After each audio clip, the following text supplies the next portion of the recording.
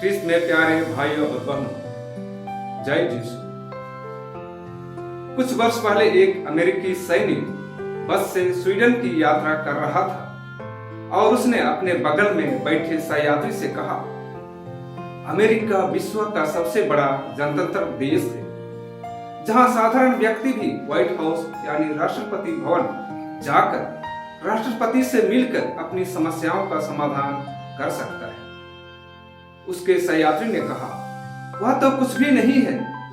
Sweden में तो राजा खुद अपनी प्रजा के साथ बस में बैठकर यात्रा करते हैं। इससे सुनकर अमेरिकी सैनिक उठकर चला गया और उससे बताया गया कि जिस बस पर वह सवार है उसी बस में राजा गुस्ताव अडोल्फ छठवें अपनी प्रजा के साथ यात्रा कर रहे हैं।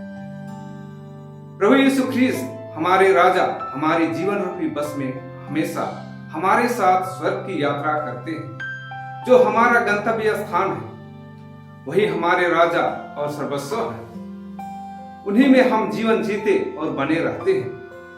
वह हमारे जीवन की यात्रा के साथी ही नहीं, वे हमारे जीवन के केंद्र बिंदु भी हैं। आदि, अंत, अल्फा और ओमेगा है। आज माता कलीसिया राजा राजेश्वर ख्रीस्त का पर्व मनाती है। यह त्योहार हमारे लिए अत्यंत महत्वपूर्ण है, क्योंकि आज की पूजन विधि के साथ यह पूजन वर्ष संपन्न होता है। अगले इतवार को हम नए पूजन वर्ष में प्रवेश करते हैं, यानी आगमन काल। राजा सब यीशु ख्रीस्त हमारे जीवन में ईश्वर के प्रतिरूप को उजागर करता है।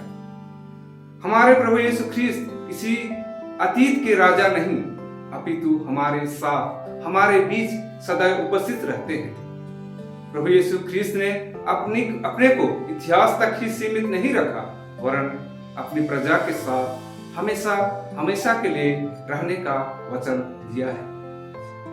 प्रभु यीशु ख्रीस्त को राजा कहना विरोधाभास प्रतीत होता है, लेकिन यह हमारे विश्वास का केंद्रीय विरोधाभास है। संत योहन आज के सुसमाचार में प्रभु यीशु ख्रीस्त को राजा के रूप में प्रस्तुत करते हैं, लेकिन इस बारे में उनकी एक अलग समझ थी। वे एक अजीब से राजा थे। वे पिलातुस या रोमन गवर्नर से अलग थे। सुसमाचार में पिलातुस यीशु से पूछते हैं, क्या तुम यहूदियों के राजा हो? यीशु उन्हें उत्तर देते हैं, मेरा राज्य इस संसार का नहीं है। यदि यह मेरा राज्य इस संसार का होता तो मेरे अनुयायी लड़ते और यहूदियों के हवाले नहीं किया जाता, परंतु मेरा राज्य यहाँ का नहीं है। पिलातुस फिर यीशु से पूछते हैं, तो तुम राजा हो? यीशु उत्तर देते हैं, आप ठीक कहते हैं, मैं राजा हूँ। मैं इसलिए जन्मा और संसार में आया हूँ कि सत्य के विषय में साक्षात दूं। अंत में प्रभु यीशु ख्रीस्त के राज्य की तुलना इस संसार से नहीं की जा सकती है। उनके राज्य में किसी प्रकार का ऊंच नीच, धनी गरीब और कोई ओहदे या भेदभाव नहीं होता। उनके राज्य में सभी एक समान हैं। उनमें कोई भेदभाव नहीं है।